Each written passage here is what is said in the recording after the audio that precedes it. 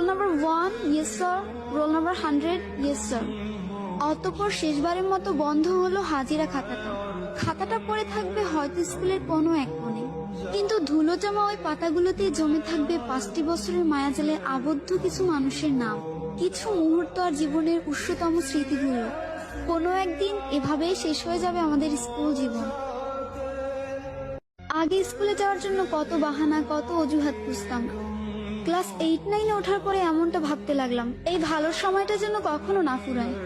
School থেকে যখন একসাথে বাসায় ফিরতাম, শেষ হয়ে যেত রাস্তা, কিন্তু ফুরতো না আমাদের কথা। সাক্ষী ছিল লাস্ট বেঞ্চ, সাক্ষী ছিল রাস্তা, আমাদের ফেলে আসা হাজারো রূপকথা। ফাইনালি চলে আসলো বিদায়ের সময়। স্কুলে প্রথম দিনটা আর শেষ দিনটা একই ছিল।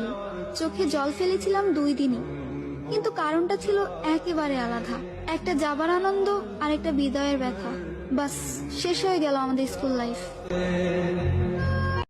তারপর একদিন হয়তো স্কুলের ইউনিফর্মটা বাড়িতে এসে খুলবো, তারপর হয়তো কখনো আর পড়াই হবে না। আর কয়েকটা দিন, তারপরে 10 বছরের স্কুল জীবন শেষ হয়ে যাবে।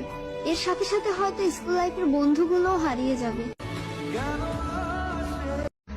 আমার না খুব মনে পড়ে স্কুলের সেই বন্ধুগুলোকে। স্যারদেরকে মজা করে আর বিভিন্ন নামে ডাকা হবে না।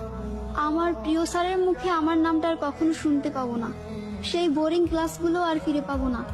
আর কখনো ম্যামের মুখে শোনা হবে না, তোদের মতো খারাপ বেচার আমি একটাও পাইনি। সত্যি।